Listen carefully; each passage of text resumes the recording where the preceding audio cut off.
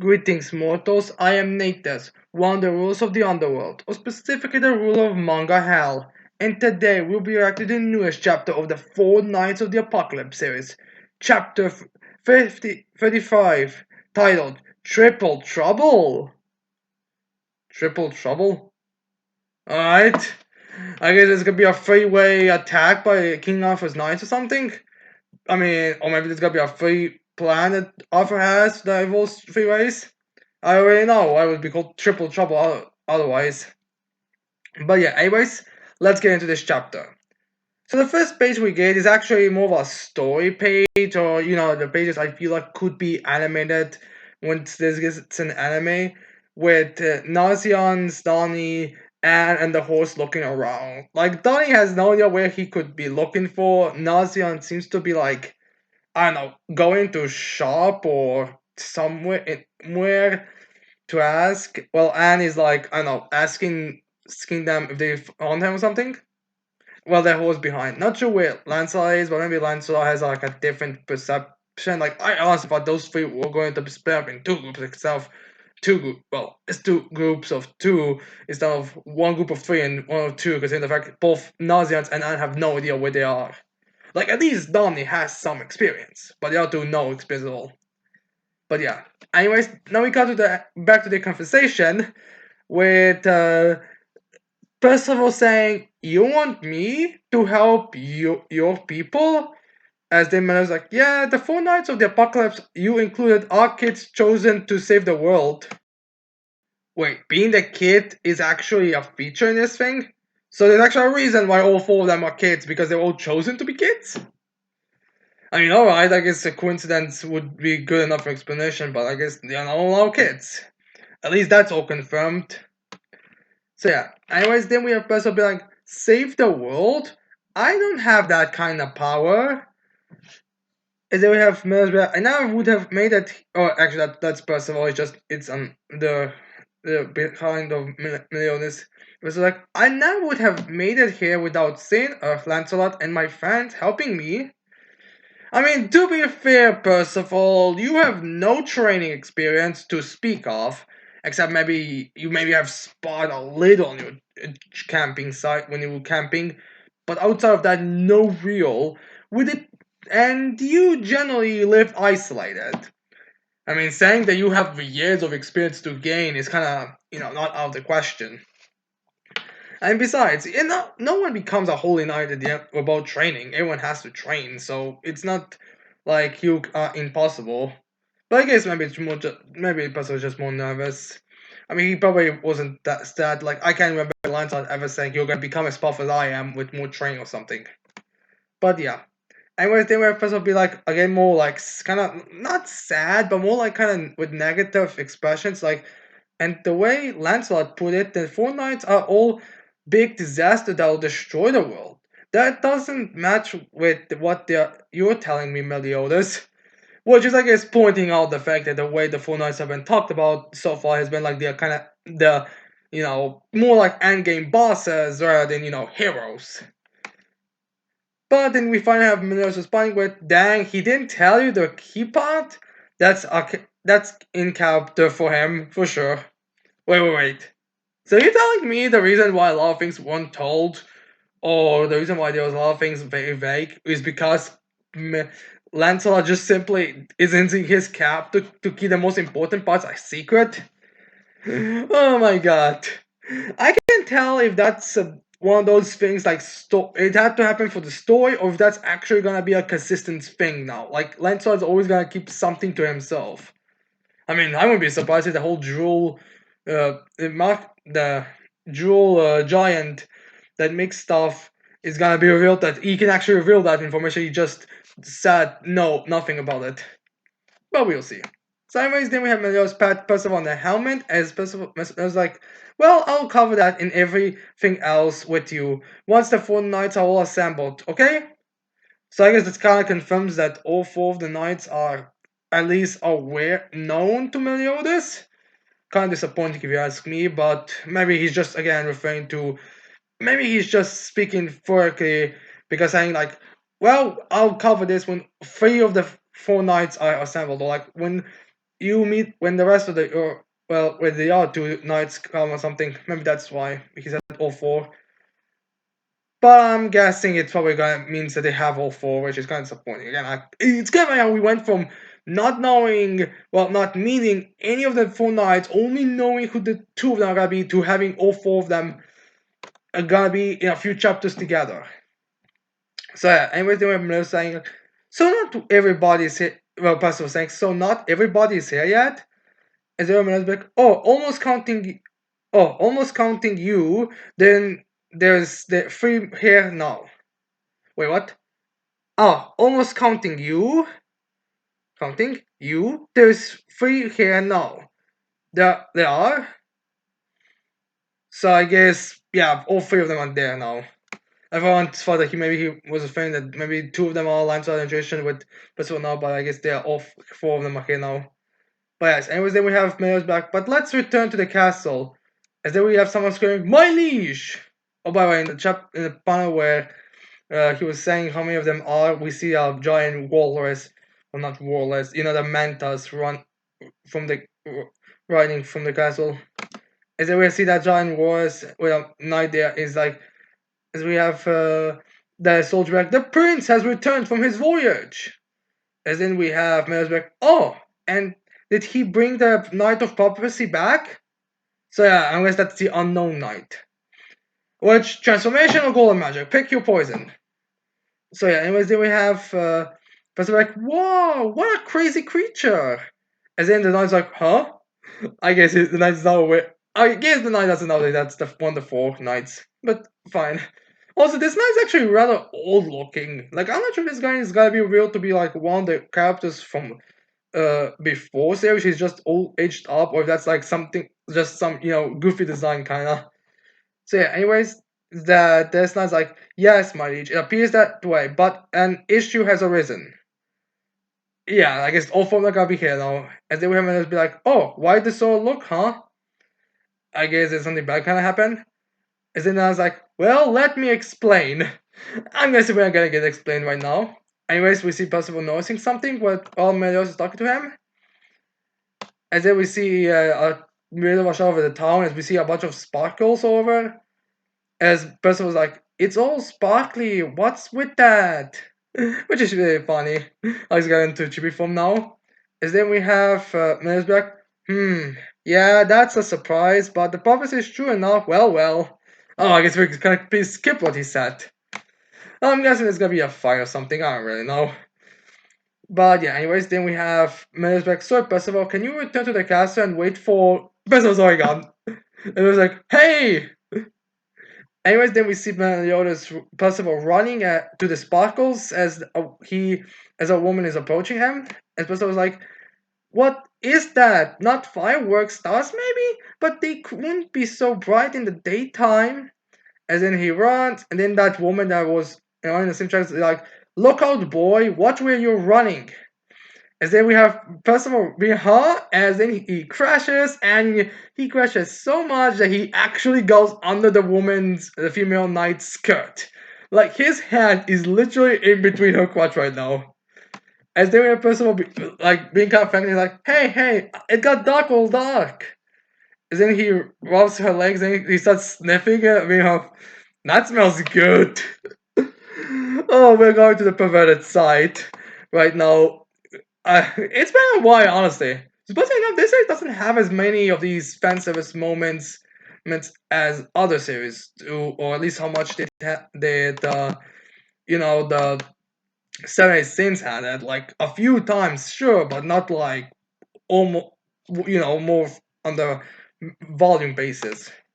But I guess since the gangs are more supposed to be children, it's probably why we have 16-year-olds. Maybe that's why we have less. But yeah. Anyways, then we have Percival like, I swore in my heart that I grant my body. Well, actually, the female one. I swore in my heart that I'll grant my body only to the one person. How dare you take my chastity away from me?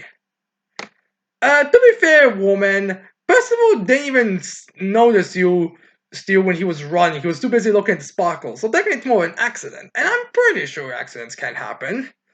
So, anyways, then Percival gets pushed as they were like, what? As then a mace swings in front of him, as the woman's like, remove your clothing. As Percival's like, huh?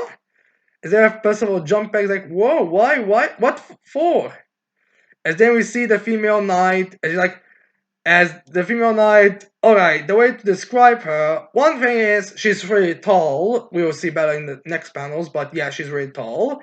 She has a mace that has a very unique kind of pattern on top of it. Like, I can't want to say a rose-like pattern. She also has long hair, and she also has like a kind of like a cute little bow, which is pretty nice. Then she also has like more of a standard armor-like designs that a lot of knight characters have, with her torso part being metallic, but everything else seems to be cloth. And also, her dress seems to be not even fully or barely able to cover her underwear, because aside from this panel, which you can kind of say is maybe because Percival was inside it and it just got kicked out, but in the next panels, it also seems like we can see it, and that's not something that could be moved around. So I do feel like that might be her fault, honestly.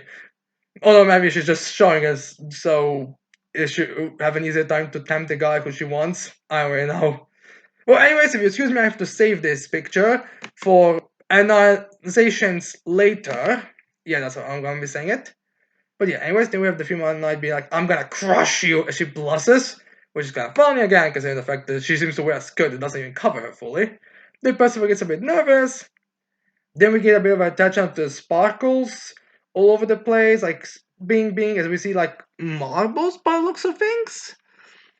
As they glow, as then we have two new characters be like, hey Chion, what's got into all of these? Hard, as then have the other guy Chion be like, hard to say, they are reacting to something beyond that hill. I'm guessing they might be referring to the problem with the Tristan and the other knight. I have no, again, hard to tell, it's kept very vague. And then we have the other guy be like, any idea what it is? As Chion's like, not yet, this has never happened before. As then we have Percival screaming like, wah! As then we have the female being like, again, her is very badly covering her underwear. As she's like, strip down right now, I'll bash them to pieces. As Percival's like, no way, never. You know, because there is a misunderstanding. I do wonder if this is gonna end up in reverse for the female, or if, like, in the battle, this will kind of end up with her. I'm just saying, it's kind of like first thought that came to my mind. Like this joke, the fact that it's kind of more like a chill moment. I could see something like that happening. No. So, anyways, we find out the female name is Isolde. As Chion's like, why is she chasing after that kid? As then we have the other guy be like, yes, we ought to stop her. I guess those guys are not shocked to it. She's chasing him, just wondering why. So yesterday we have Chion noticing Percival as he sees the the blade, as he's like, is that is as they have the other guy being like, Isolde, he's just a child, which is true. And she's like, I think we have to help Isolde. And the other guy's like, huh? As Chion's like, that thing on that child's back, it's a piece of the coffin of eternal darkness seized by Camelot. He's got to be a Chaos Knight in Arthur's service. So yeah, I guess the information about the coffin now being in the hands of the knights, well, Percival and his gang hasn't breached it. I mean, to be fair, I don't think they don't have a way to message it, and from what we've seen, Hauser hasn't returned back to report. And to be fair, I don't think Lancelot had any way of communicating beyond it, but still, I guess that's gotta be a little bit of a problem. You'd think that Messeros would at least like have the blade with him, or like have someone report about the blade. I mean, he's not a person who was acting. That kid could have been lost even about a demonstration of it. So yeah. Anyways, now about the Chaos Knights, I am actually curious if that's supposed to refer to like a elite group of knights from Arthur that Arthur has, like your Spring and 12, Spring 12 the first one's Espadas and those guys, or if the Chaos Knights are just how Arthur's Holy Knights are being referred to, is that holy just chaos. I mean, I don't think they were ever referred to as Chaos Knights, but I could be mistaken. I mean, it's not. They are, I don't think, referred that many times. I think they just usually just refer to knights from Camelot or something. One of some of Arthur's knights or something. So I'm not exactly sure. So yeah, anyways, then we have the other guy be like, hang on. Then we have Isola be like, stop you. It's just like, ah. As the other guy's like, he looks like a normal boy to me. Perhaps he, as in she was like, perhaps he's a child sent to put us off guard, or something disguised as one. I mean, that's true. Like I went through in previous reactions, disguising magic isn't exactly the most uncommon thing in 796, so I wouldn't be surprised if that's happening. Also, while we are discussing this, person was running with that woman, make a big shed in dark as she's chasing with a mace. So yeah, the other guys are getting a bit serious as she was like, then we have but one choice, no? As Chio and the other knight are full jumping on the floor as then we get their introductions. As first guy, the guy who seems to have like light hair and then dark hair, and the other's like, I'm Jade, Holy Knight of Learnest. Are you friend or foe? As then we see the other guy being like, and then we see the other guy who has like kind of. I'm hearing that he kind of resembles Gopher a bit, as he has a bit of an has one of his eyes hidden, and has some kind of like a weird. I think it kind of looks like a double-sided axe with some kind of magical staff on the top. Is he like, and I am Holy Knight Chion, servant of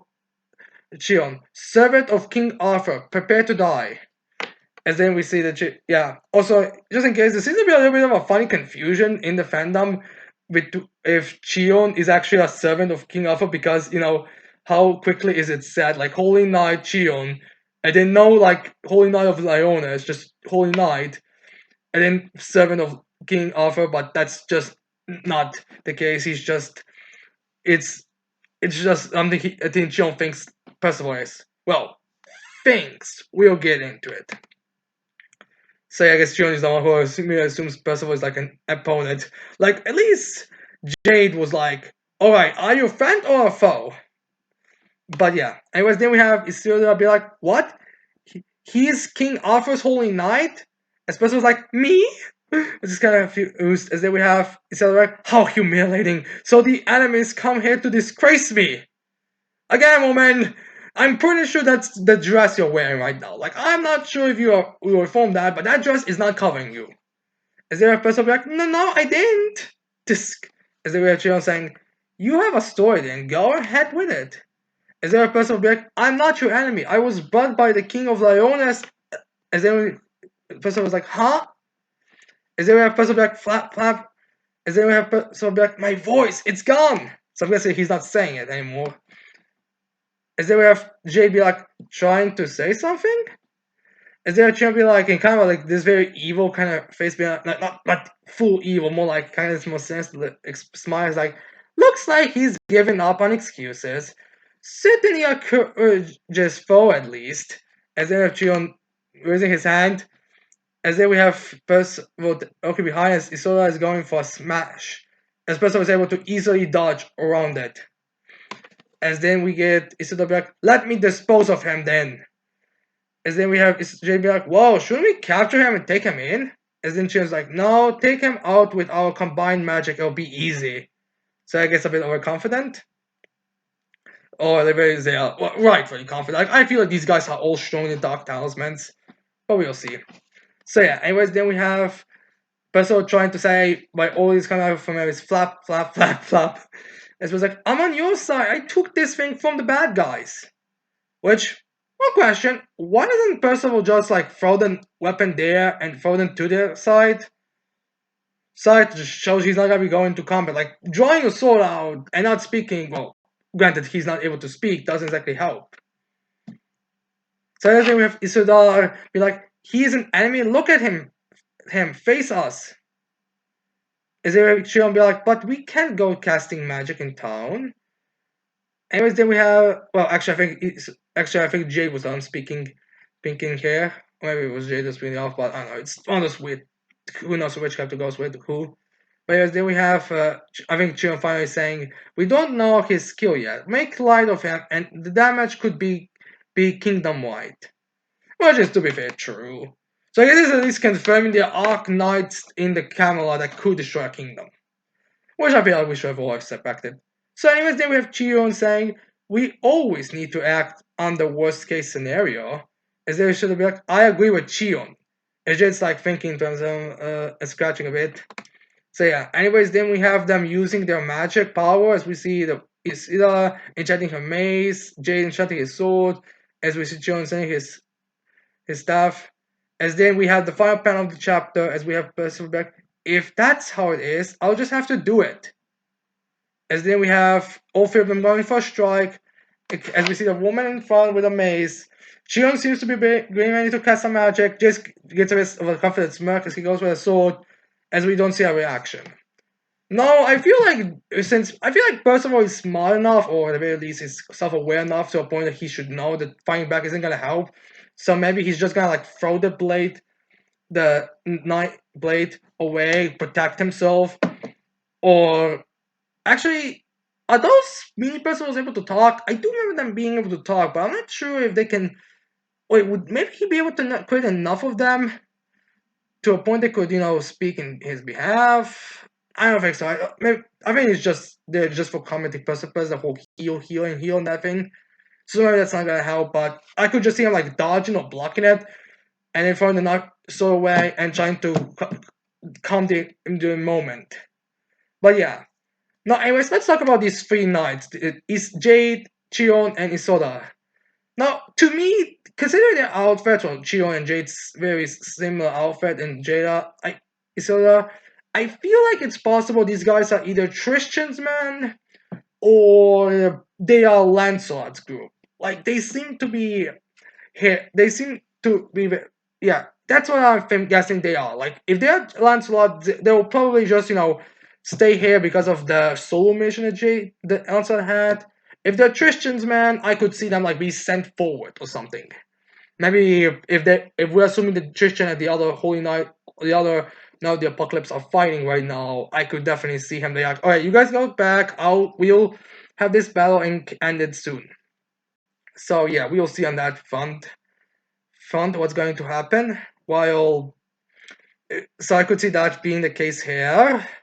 Oh, to be fair, it's possible they're just an elite group of knights as well. I mean, I don't see why they couldn't be like candidates at least. But yeah, that's what I think these three are.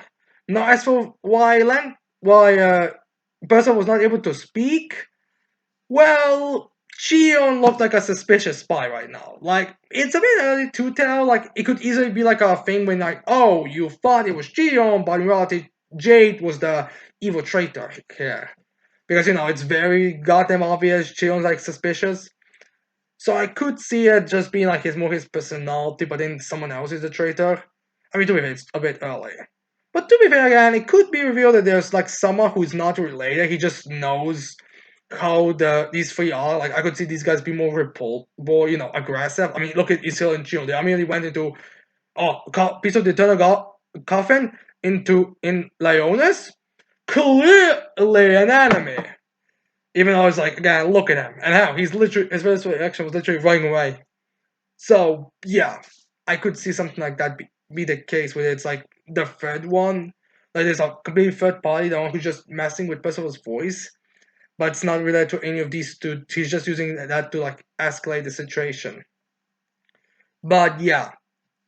And I don't think this is gonna go into a mobile. I feel like this is gonna be more like a block, heal, try to de-escalate as much as you can. Like I can even see the next. I can even see the next chapter like Donnie and Nanzian's kind of coming down to stop it, but then someone like either Lancelot or Meliodas show up to try to de-escalate. And how maybe even there's like a comment about the voice, like maybe person was like, why did my voice just stop for some reason? I don't have no idea. So we'll see on that front what's gonna happen.